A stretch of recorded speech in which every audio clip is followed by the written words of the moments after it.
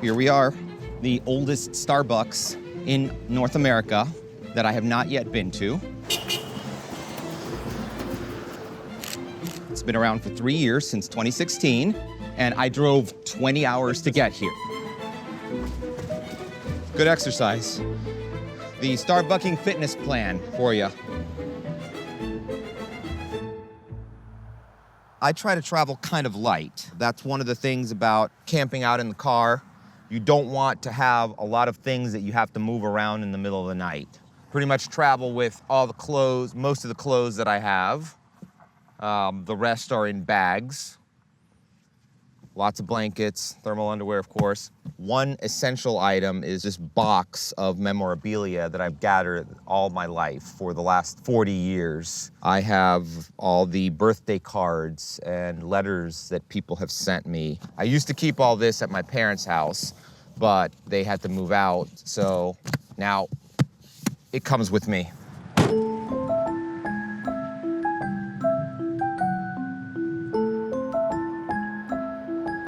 I've been driving since Rochester, New York, all the way to Canada with the goal of finally seeing the Starbucks in Sydney, Nova Scotia.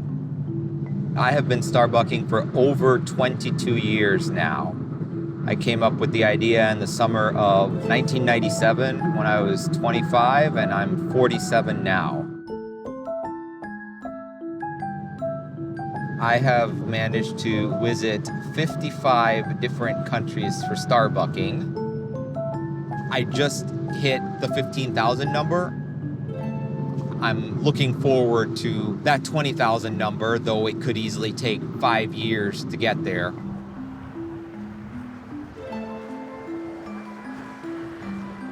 Starbucking is most definitely not about the coffee. And it's not even specifically about Starbucks, but I do have a keen interest in Starbucks store design.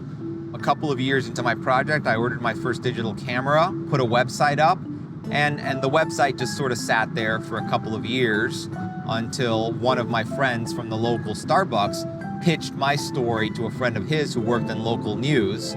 That led to Dallas Magazine, which led to another media piece that went viral, and then all of a sudden Starbucking was on the map.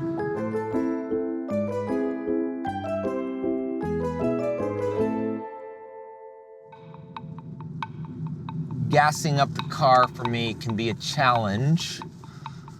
I can only put an amount of gas into my tank equivalent to the number of the gas pump. So if it's pump number 10, I can put in $10. This is one of those disappointing gas stations that only has 6 pumps. And so I'm going to take the highest numbered one, number 6. I had a dream in which an old man told me that if I did this, I'd be reinforcing the walls of our reality to keep them from imploding.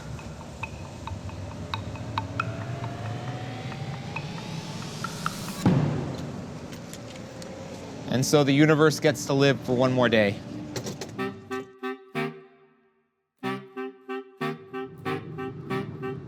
When I moved to Dallas to take my first job in 1995, there was a Barnes & Noble there with a cafe, and it was turned into a Starbucks.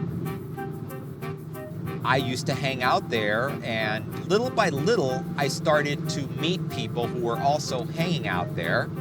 And we developed this circle of friends that grew to half a dozen to a dozen in number.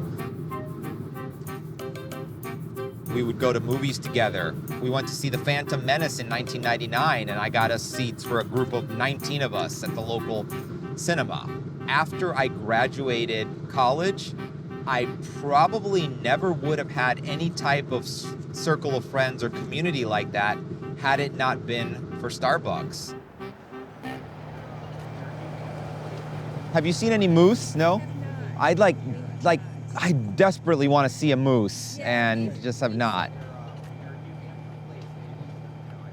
Did they have unusual food offerings in the pastry case? I don't recall. Like things that I think the one in Shanghai is supposed to be a lot like, I think. Tokyo and Shanghai are on my list. Unbelievable. Hopefully next year. There's a pretty good independent coffee scene. Are you into coffee? Absolutely, very much. So. Have you been to Quills? Yes.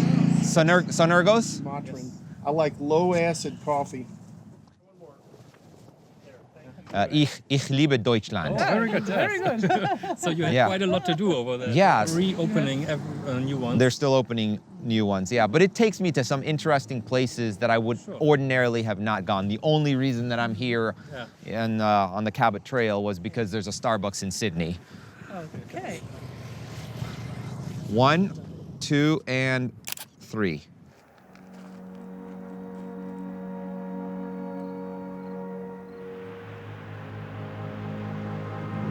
Looks like we are about 15 or so kilometers from Sydney, a little bit further to the Starbucks. So we are almost there. It has been a long haul. But I would say that the payoff, not just the Starbucks, but taking a little detour up to the Cabot Trail has been worth it because the views were absolutely magnificent. If I had an infinite amount of time, I could just hang out here forever.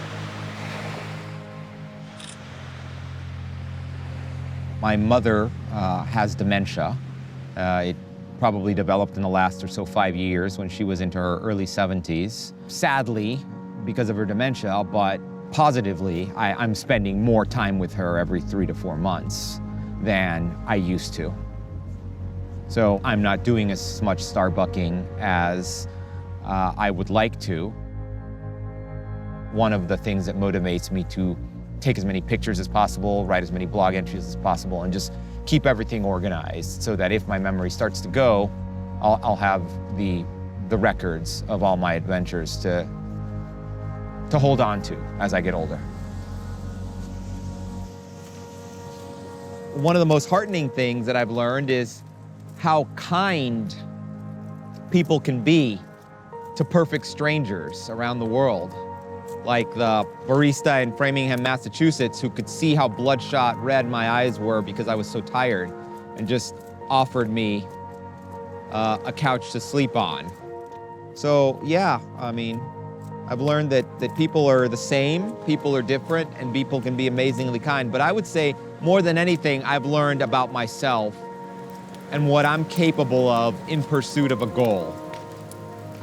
I will be visiting my 10,000th Starbucks. Blah, blah, blah. Another strip mall store of thousands in Southern California, Northern California. 15 years. 11,000 stores. Here we go. We are 1.6 kilometers. What do I want? I want the chaos that embroils our world to end, but I feel completely powerless to do anything about it. So I guess Starbucking is something that more or less I can control. There we go. There is the Starbucks. Yes, it is true. A lot of people do believe that real life is having a job, getting married, buying a house, having kids. I see that as fairly arbitrary.